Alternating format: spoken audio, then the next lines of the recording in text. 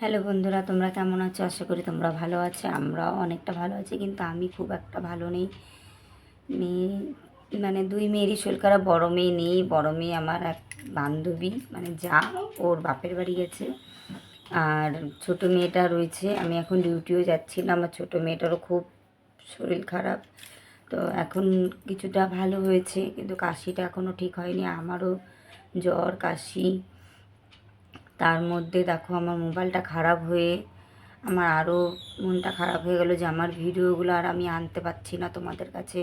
তো আমি নতুন চ্যানেল খুলে নতুন ব্লগ করছি, তোমরা দেখো। আশা করি তোমাদের ভালো লাগবে, আর তোমরা আমার পাশে থেকো। তো দেখো, আমি সকালের কাজ এখনও কিছুই করিনি। বড় মেয়েটাকে একটু ফোনের সাথে বড় মেয়েটার সাথে কথা বললাম। আর বর এদিকে সকালে উঠেছিলাম, সকালে উঠে বরকে চা করে দিয়েছিলাম, আর ভাত ছিল রাতের, ওই ভাতটা গরম করে দিলাম, বর খেয়ে গেল। আর আমি এদিকে বিছনাটা পড়ে রয়েছে, বিছনাটা উঠিয়ে বাসনগুলো ধুয়ে আর জামা কাপড় কিছু আছে কিছুটা কেচে ধুয়ে স্নান করে পুজো দিয়ে রান্না করব। তো চলো দেখতে থাকো প্রথম থেকে লাস্ট অবধি। আশা করি তোমাদের খুবই ভালো লাগবে, তো তোমরা দেখতে থাকো। চলো শুনতে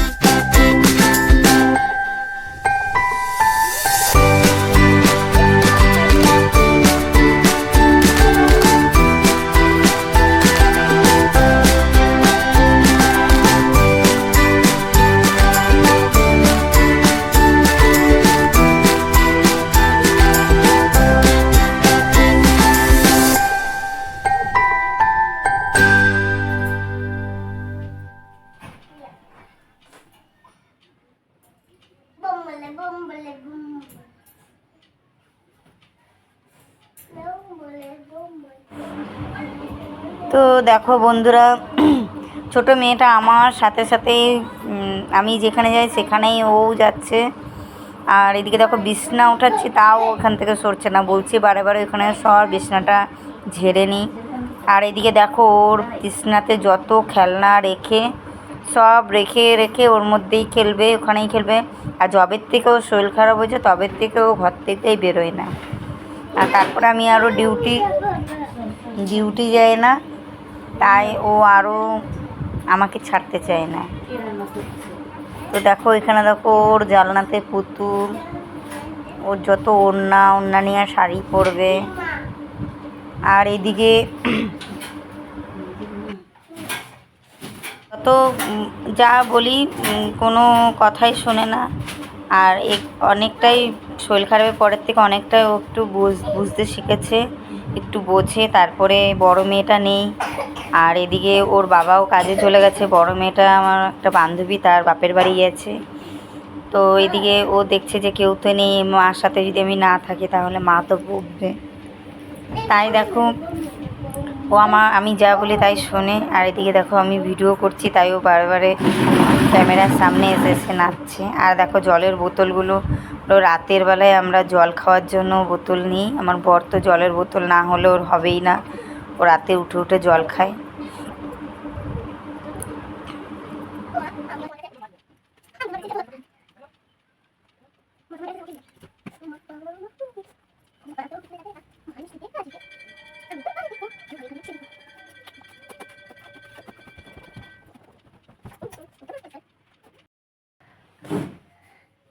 সবগুলো কত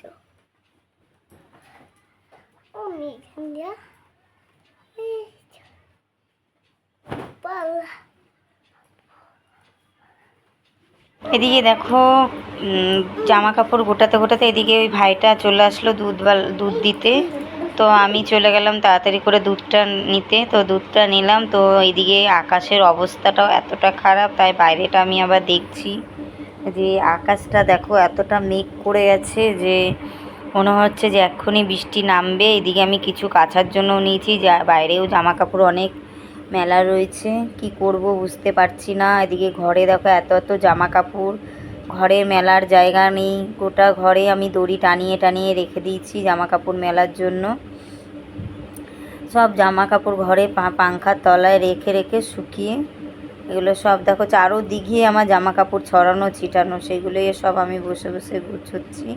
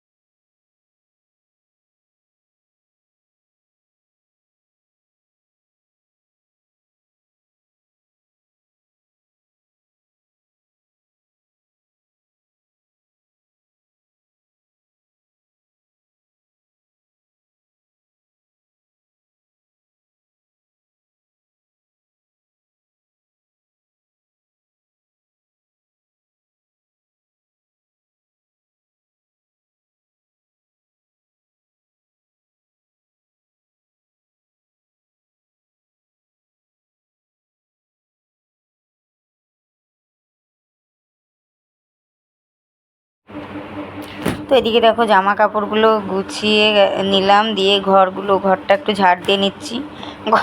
ঘরটা একটু ঝাড় দিয়ে নিলে তাহলে ঘরটা মুছতে সুবিধা হয়। বালিগুলো ধুলোগুলো ঘর মুছলে তাহলে কোনো কিছু মনে হয় না, মুছতে সুবিধা হয়। তো এইদিকে দেখো আমার এই পাংখাটা দেখো, এই পাংখাটা খারাপ হয়ে গেছে। তো আমার বর বলল যে তা এক কাজ করো, তাহলে পাংখাটার খারাপ যখন হয়ে গেছে আর ঠিক করাবো না, নতুন পাংখা নিয়ে নেবো, এই পাংখাটা বিক্রি করে দেবো। তো তাও দেখো ঘরের কোনো পুরনো জিনিস থাকলে মনে হয় না যে কোনো কিছু বাইরে কিছু ফেলে দিই বা বিক্রি করে দিই, মনে হয় তাও রাখি, মায়া হয়ে যায়, রেখে দিয়েছি যে থাক, যখন নতুন পাংখা নেব তখন এই পাংখাটা দিয়ে দেবো। আর এদিকে দেখো ঘরটা ঝাড় দিয়ে নিলাম, ঘরে ধুলোবালি, পুরো ধুলোবালি। তার আমার একটাই ঘর, একটা ঘরে বারে বারে এই ঘরেই বারে বারে ঢোকা, বাইরে বেরো হওয়া। আর বাচ্চা আছে যেহেতু জানো যে আরও ধুলোবালিটা বেশিই হয়। তো এই কারণের জন্য ধুলোবালিটার জন্য আমাদের বারে বারেই ঘর ঝাড় দিতে হয়। যতই ঘর ঝাড় দিই আবার সেই ধুলো হয়ে যায়, বারে বারে পা মুছোগুলোকে বারে বারে ঝেড়ে আবার পেতে দিই। এরকম করে করেই আমাদের সারাটা দিন যায়। ওর জন্য আমার বিছনার চাদরটাও খুব জলদি নোংরা হয়ে যায়।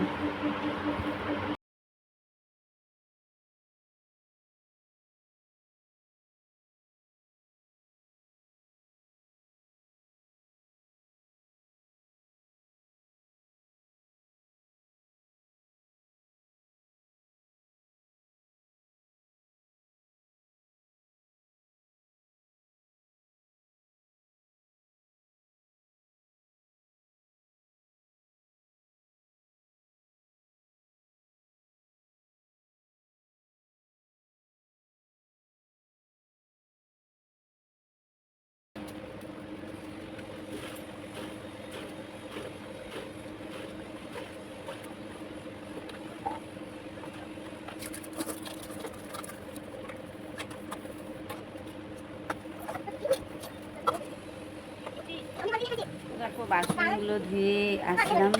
এই যে এই ঘরটা দেখো, আমার এই ঘরটা তোমাকে আমি দেখাচ্ছি তোমাদের, যে এই ঘরটা আমার এতটাই ভিজে গেছে, আর বৃষ্টি পড়ছে, চারিদিক থেকে জল পড়ে, নিচ থেকে জল সরছে, আর ঘরটা পুরো ভেজা। আমাকে চটি পরে রান্না করতে হয়, ঘরে ঢুকতে হয়, সব কিছুই করতে হয়, কিন্তু ঘরটা যে প্লাস্টার মেজে করব সেরকম হয়ে উঠছে না।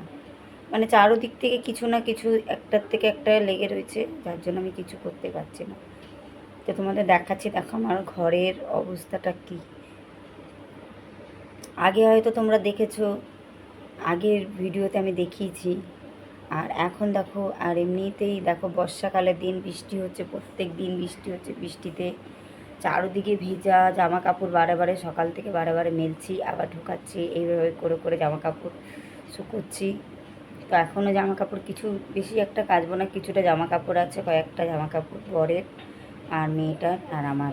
তো ওইগুলো কিছুটা কেচে স্নান করে ঘর মুছবো, ঘর মুছে স্নান করে পুজো দিয়ে তারপর রান্নাটা করবো। তো চলো দেখো আমার ঘরটার কী অবস্থা। দেখো আমার ঘরের কি অবস্থা হয়ে গেছে, পুরো ভিজে। মানে তোমাদের সামনে করে দেখাচ্ছি, যে দেখো রান্নাঘরটার আমার কি অবস্থা। এর মধ্যেই আমাকে বালতি জল, দেখো সব জল ভরে ভরে রেখেছি, এখানে বোতল। এখানে দেখো আমার মানে কোনো সময় যখন গ্যাস শেষ হয়ে যায় তখন আমাকে উনুনে রান্না করতে হয়, কাঠ কেটে ঘরে রেখেছি। আর দেখো কি অবস্থা রান্নাঘরটা। মানে ভাবছো হয়তো পরিষ্কার পরিষ্কার করা হয়, ঝাড় দেওয়া হয়, সবই করা হয়, কিন্তু এতটাই বৃষ্টিতে মানে ভিজে চেপচেপা হয়েছে, কি বলবো। এর মধ্যে দেখো এই যে আমাকে ঘরে পড়া এই যে চুটি, এটা পরে আমাকে রান্নাঘরের কাজ করতে হয়। আমি এই চটি পরেই আমাকে কাজ করতে হয়, যে মানে দুয়ারের কাছে আমি কোনো পা মুছে কোনো কিছু রাখছি তো সেটাও ভিজে যাচ্ছে, এতটা ঘরটা ভেজা দেখো। আর এখানে আমার ময়লা ফেলি বালতিতে, কেন বাইরে সবসময় হয়ে ওঠে না, রান্নাঘরে তো অনেক কিছুই থাকে, তাই। আর দেখো জল পড়ে পড়ে কী অবস্থা হচ্ছে, এগুলোর থেকে পুরো জল পড়ে, মানে এখান থেকে পুরো বেয়ে বেয়ে বেয়ে বেয়ে জল পড়ে এদিক থেকে। আর এদিকে দেখো, এদিকে দেওয়ালটা আমার ভেঙে গেছে। রান্নাঘরটা আমার এতটা অবস্থা খারাপ, মানে তোমাদের কি বলবো। দেখো এই ঘরে জামা কাপড় মেলে রেখে দিয়েছি, মানে বৃষ্টিতে কোথায় কি করব। এই ঘরে জামা কাপড় কিছুটা মেলে রেখেছি, ওই ঘরে দেখো চারোদিকে আমার দড়ি টানানো রয়েছে, ও ঘরে মেলছি, কিছু করার নেই। চারোদিকটা মানে ঘরটা যে আমি করব সেটা আমি করে পারছি না, রান্নাঘরটা যে আমি করব সেটা করতে পারছি না। দেখো আমাকে এরকম অবস্থার মধ্যে রান্না করতে হয়। আর দেখো আগের ভিডিওতে তোমরা দেখেছিলে যে আমি টেবিলে মানে রেখে রান্না করতাম, তো ওটা আমার নিজের টেবিল নয়, ওটা যেহেতু মানে ওদের ঘর ভাঙা হয়েছে, তাই ওরা আমার ঘরে যে রেখেছিলো, তো তখন আমি টেবিলটাতে রান্না মানে গ্যাস রেখে রান্না করতাম। তো জিনিসও নিয়ে গেছে, তো টেবিলটাও নিয়ে গেছে। তা এবারে আমার বর বলেছিল যে রান্নাঘরটা যখন প্লাস্টার মেজে করব তো টেবিল নেওয়ার দরকার না, তখন আমি একবারে স্ল্যাব বসিয়ে রান্নার জায়গা করে দেবো। তো সেটা আর হয়ে উঠছে না বন্ধুরা, তোমাদের কি বলবো। মানে আমার এতটাই এখন একটু সময়টা খারাপ। হ্যাঁ আমি ডিউটি করছি, কিন্তু সবসময় করে উঠতে পারছি না। যদি আমি রেগুলার ডিউটিটা করতে পারি তাহলে কিছু করতে পারি, কিন্তু তখন হয়তো বরেরও কাজটা হালকা হয়ে যায়, আর তখন আমারও মানে আমিও কিছু করতে পারছি না। এইভাবে করেই চলছি, কি করবো বলো। তো চলো তোমাদের তো দেখালাম, হয়তো তোমরা ভাবে যে আমি রান্নাঘরটা ওটাতে মাটি দিলেও কোনো কিছু হবে না। আর একমাত্র ওর মধ্যে রান্নাঘরটা প্লাস্টার মেজে করলে তাহলেই হয়তো জলটা মানে স্যাঁতস্যাঁতা ভাবটা থাকবে না। এখন আমাকে ওরকম করেই ওরকমভাবেই আমাকে রান্না করতে হয়, চুটি পরে রান্না করতে। বর বললো যে তাহলে ভেজা ঘরে এইভাবে রান্না, দেখো আমার শরীর খারাপও হয়ে গেছে, এত কাশি, মানে কাশতে কাশতে মানে আমি বমি করে দিচ্ছি। তো বর বললো তাহলে চটি নিয়ে তারপরে ওই চটিগুলো কিনে ওটাই রান্নাঘরে থাকে, ওটা পরে পরে রান্নাঘরে রান্না করতে হয় আমাকে। তো চলো এখন কটা কাচবো, বৃষ্টি আসছে আবার, দেখো আকাশের অবস্থাটা দেখো, মানে প্রচুর মেঘ করেছে, ওয়েদারটা দেখো অন্ধকার অন্ধকার, দেখো চারদিকে আরও জামা কাপড়ও মেলা আছে। আর আমার গাছটা দেখো কতটা মানে ঝুলে গেছে, কেমন অন্ধকার অন্ধকার টাইপের লাগছে বাইরেটা।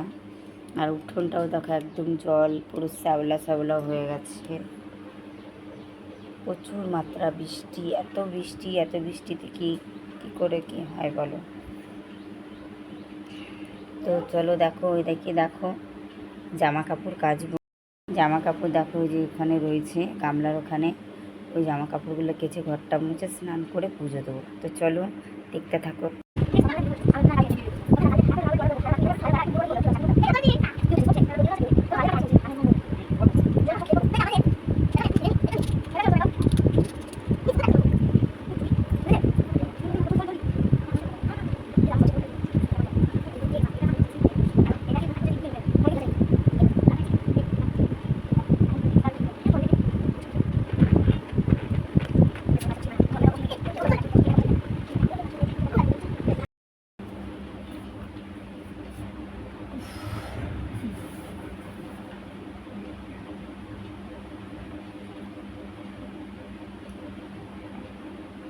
দেখো বন্ধুরা আবার আমার জ্বরটা চলে এসছে, শরীরটা ভালো লাগে না, গা হাত পা প্রচুর ব্যথা করছে, জ্বর এসছে, তাই ওষুধটা খেয়ে নিলাম। যে নাহলে আমি এখন ঘর মুছবো, কাপড়গুলো কেচে নিলাম, কেচে ধুয়ে মেলে দিয়েছে, ঘরটা মুছতে এসেছি, আবার হাত পা ব্যথা করছে, জ্বর এসছে। মুছে স্নান করে পুজোটা দিয়ে, মেয়েটা থাকলে হয়তো ঘরটা মুছে পুজো টুজোগুলো দিয়ে নিতে পারতো, কিন্তু তো আমাকেই করতে হবে, ঠাকুরকে তো না খাওয়ায় রাখা যাবে না। ওষুধটা খেলাম, শরীরটা দেখি কেমন লাগে, প্রচুর মাথা যন্ত্রণা, মানে জ্বরটা যখন আসছে প্রচুর মাথা ব্যথা করছে, গা হাত পা ব্যথা করছে, আর জ্বর চলে আসছে, কিছু ভালো লাগছে না।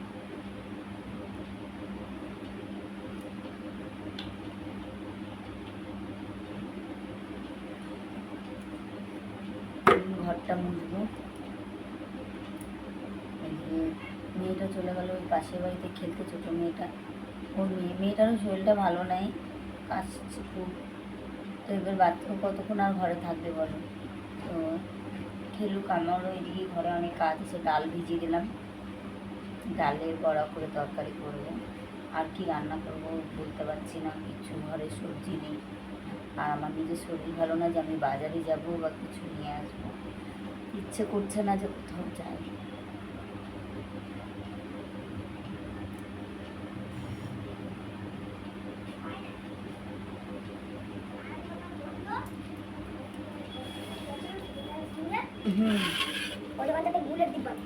হুম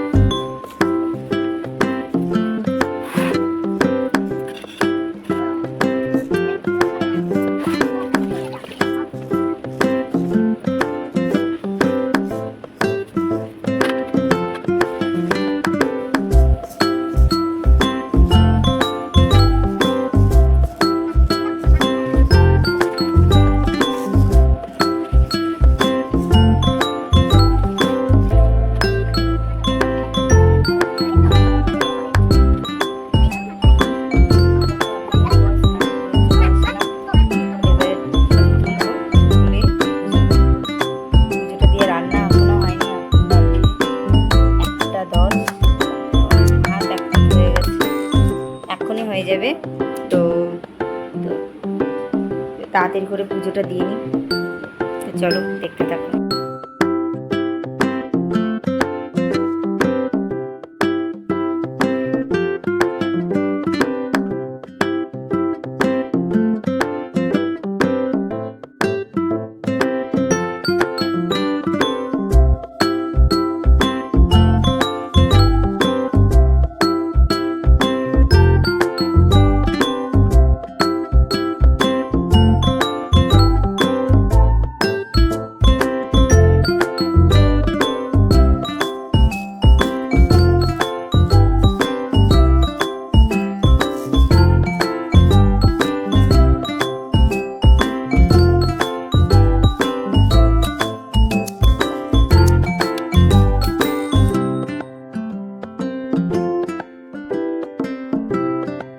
এদিকে দেখো ছোটো মেয়েটাকে দিয়ে মোবাইলটা ধরিয়েছি, আর আমার বড় স্ট্যান্ডটা একটু মানে খারাপ আছে, তার জন্য আমি বড় স্ট্যান্ডটাতে আমি করতে পারছি না, তো তার ভিডিও দিতে পারছি না। তো এইদিকে ছোটো মেয়েটাকে দিয়ে ছোটো স্ট্যান্ডটা নিয়ে ধরিয়েছি, তো ও খেলছে, বাচ্চা মানুষ, ও খেলছে, তা ওকে বারে বারে একবার করে মনে করিয়ে দিচ্ছি যে স্ট্যান্ডটা ঠিক করে ধর। তো আবার তখন ঠিক করে ধরছে, তা আবার দেখো এইদিক ওদিক করে দিচ্ছে স্ট্যান্ডটা। তো এরকম করেই ভিডিওটা তোমাদের দিলাম, কিছু মনে করো না বন্ধুরা। তো এবারে পুজোটা দিয়ে আমি রান্নাটা করতে হবে, তো রান্নাটা করে নিই, তারপরে তোমাদের সাথে আবার আসবো পুজোটা দিয়ে রান্না করে।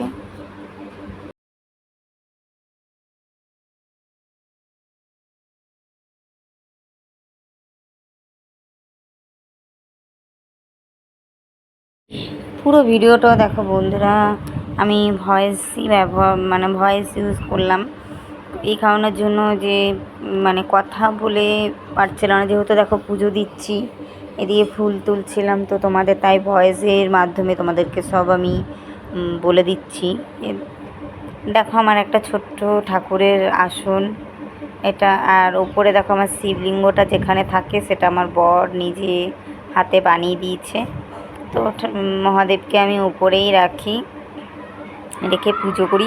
আর যেহেতু আমার ছোটো স্ট্যান্ড, তার জন্য আমি বারে বারে স্ট্যান্ডটা উপরের দিকে করছি, একবার তোমাদের দেখানোর জন্য, একবার নিচে করছি। আর নিচে আমার খুব একটা ঠাকুর রাখিনি, যেহেতু দেখো আমার ঠাকুর ঘর নেই, আমার এই একটা ঘরের মধ্যেই আমার খাওয়া দাওয়া আর রান্নাঘরে তো রান্না করে মানে রান্নাঘরটা যেহেতু হয়নি, তাই রান্নাঘরে আমার খাওয়া দাওয়াটাও হচ্ছে না, এই ঘরেই খাওয়া দাওয়া করছি। তো জানি না কবে আমি ঠাকুরের ঘর সুন্দর করে করব, নিজের মনের মতন করে পুজো দেবো। পুজো দিতে আমার খুব ভালো লাগে, তো কি করব, ঠাকুর যেদিন চাইবে সেদিনই আমার রান্নাঘর ঠাকুর ঘর সব আমার নিজের মতন মনের মতন করে হবে, জানি না কবে কি হবে। তো এখানে আপাতত আমি রেখেছি লক্ষ্মীনারায়ণ আর রাধাকৃষ্ণর ফটো। আর ওই লক্ষ্মী ঠাকুরটা দেখো, এটা আমার লক্ষ্মী পুজোর সময় আমি কিনেছিলাম, তো ঠাকুরের মূর্তিটা। তো দেখো আমার ছোটো মেয়েটা কি করে দিয়েছে, মুখে পুরো সিঁদুর দিয়ে ভরে রেখে দিয়েছে, আর দেখো চুলগুলোর কি অবস্থা। এবারে মনে করেছি যে আর আমি এরকম ঠাকুর আর নেব না, সাঁচের ঠাকুরই নেব। তো 2 বছর হয়ে গেছে ঠাকুরটা আমার যা মারা গেছিলো, আগের ভিডিওতে তোমাদেরকে সব বলেছিলাম, কিন্তু কি বলবো। আর এখন আবার আমি বলছি, আমার যা ব্রেন স্ট্রোক করে মারা গেছে, তো আমার যা মারা যাওয়ার পর 1 বছর আমরা কিছু করব না, তাই আমরা 1 বছর অবধি পুজো দিতে পারিনি। তো এই বছর ইচ্ছা আছে ছোট করে হলো মা লক্ষ্মীর পুজো করব। তোমাদের আমি পুজো সব কিছুই ভিডিও যখন করছি, আবার যখন নতুন করে ভিডিও করছি, তোমরা যদি আমার পাশে থাকো, তা আমি আরও নতুন নতুন ভিডিও তোমাদের সামনে তুলে ধরবো। তো দেখো বন্ধুরা, আমি পুজো দেওয়ার পর তারপর আর আমি ভিডিওটা আর করতে পারিনি, যেহেতু আমার ছোটো মেয়েটাকে নিয়ে আমি একটু শুয়ে পড়েছিলাম। আর এদিকে পাশের বাড়ি পিসি, তোমরা শুনেছ হয়তো যে কলকাতাতে যে ওই দিদিভাইটার ঘটনাটা, তো সেটার জন্যই আমার এক কাকিমা আমার ওই পিসি বলে দিয়েছিল যে একটু মিছিলে যাওয়ার জন্য। তো তাই বললাম ঠিক আছে যাব, একটা মেয়ে হয়ে যদি একটা মেয়ে ওই এইটুক যদি না যায়, তো তাই গিয়ে মানে দেরি হয়ে গেছিলো, তাই চলে গেছিলাম মিছিলে। তো তোমাদের ওটাও আমি তুলে ধরবো, মিছিলটাও। তো এইটুকুই আমার ভিডিওটা, তোমাদের যদি ভালো লেগে থাকে তো লাইক, কমেন্ট, শেয়ার, সাবস্ক্রাইব করতে ভুলো না।